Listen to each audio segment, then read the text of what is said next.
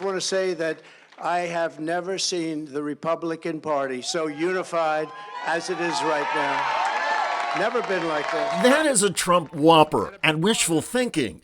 Because according to South Carolina's GOP primary results, Trump got just under 60% and Nikki Haley's just under 40%. The large anti-Trump vote has been a pattern. In Iowa, Trump got 51% of the Republican vote. In New Hampshire, he got 54%. Here's another Trump challenge. The real key here is this 59% of Haley voters who say that they would not vote for Donald Trump should he become the nominee.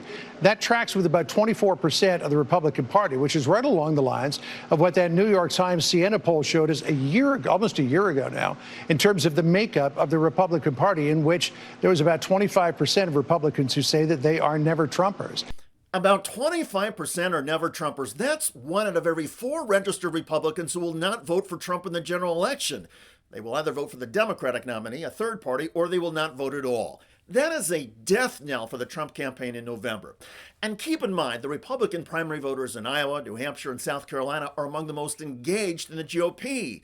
But Trump, the Republican incumbent, still has 40% of the GOP voting against him in the primaries and 25% saying they will not vote for him in the general election. By comparison, in South Carolina, Joe Biden got 96% of the Democratic vote, and the percentage of Democrats who say they will never vote for Biden in the general election is within every poll's margin of error, or less than 3%. Now, on top of the standing political problems for Trump with GOP voters, Trump continues to lose court cases. Most recently, a civil judge in New York fined Trump over $350 million for defrauding banks and other financial institutions. It was an embarrassing rebuke to Trump's self-proclaimed business success. And the anti-Trump Lincoln Project pounced with its most brutal ad to date. The group used artificial intelligence to recreate the voice of Donald Trump's late father, who started the Trump Organization. Donnie, I always knew you'd blow it. You were always a fool, a joke, low rent.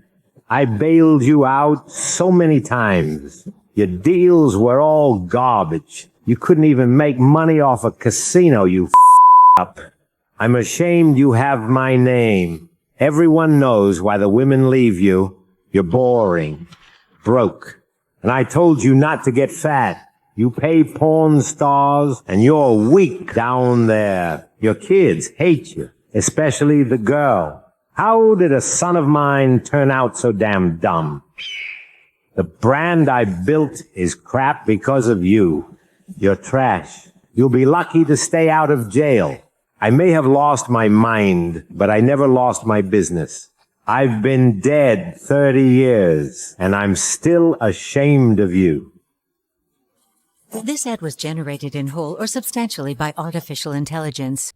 Brutal stuff. And it serves as a reminder that Donald Trump is arguably not so much of an artist of the deal as a con artist who arguably steals. Most Republicans, of course, still love Trump and see him as a successful real estate multimillionaire. But even if the negative ads are peeling away from Trump just a few percentage of the Republican electorate, that matters. And keep in mind, polls show the ads are even more successful in turning moderate and independent voters against Trump. And by all accounts, moderate and independent voters in a dozen U.S. states are going to determine the 2024 general election presidential outcome. Now, some Republicans keep insisting that Donald Trump is going to get a higher than expected percentage of the Democratic base with the help of black voters, in part because Trump recently promoted and sold gold sneakers. This is connecting with Black America because they love sneakers. They're into sneakers. They love this is a big deal, certainly in the inner city. So when you have Trump roll out his sneaker line, they're like, wait a minute, this is cool. He's reaching them on a level that defies and is above politics. The culture always trumps politics.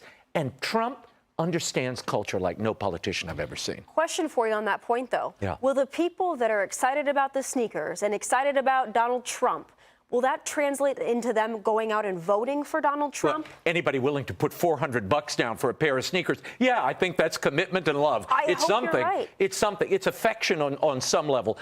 It's also racism on some levels. To think that promoting cool sneakers will get you black votes? I'm sorry, MAGA world, black voters are more sophisticated and smarter than you think. But thinking is not always part of the Trump MAGA playbook, and Trump himself recently made cringeworthy remarks at a conservative black conference. I got indicted a second time, and a third time, and a fourth time. And a lot of people said that that's why the black people like me, because they have been hurt so badly and discriminated against. And they actually viewed me as I'm being discriminated against. The mugshot, we've all seen the mugshot. And you know who embraced it more than anybody else? The black population. It's incredible. You see black people walking around with my mugshot. Black people are happily walking around with Trump's mugshot because Trump's legal woes are just like racial discrimination. There is insensitivity, and then there is Donald Trump. And Trump's insensitivity to minorities in the United States is why so many people are convinced that Donald Trump is a racist. To be clear, there is a strong argument that the Democratic Party has taken African American voters for granted, and black support for Joe Biden may be waning. But it can also be true that black voters see Donald Trump as a racist and clown who holds minorities in low regard. And to underscore that, keep in mind that a week after Donald Trump declared his 2024 presidential campaign, Trump dined with a leading white nationalist. The point in all of this is that when you listen to Donald Trump, he sounds confident about his chances in November, and he deploys one of his own television show phrases. Joe, you're fired. Get out. Get out, Joe. You're fired. But the reality, based on Republican Party polling, is that Donald Trump is facing a Republican Party nightmare. The GOP is deeply divided. Donald Trump has a large portion of his own party that will never support him, and the hits to Trump keep coming. Could Democrats and Joe Biden still blow this election? Of course. But Democrats are in better political shape, and Trump is in worse political shape than Trump's bravado suggests. By the way, we played a Lincoln Project ad in this video. Another recent ad is causing Trump to go ballistic. Donald Trump doesn't care if your family's safety or the lives of law enforcement officers are in the balance. He's on the side of the cartels, coyotes, and child traffickers. The attack is causing Trump to explode.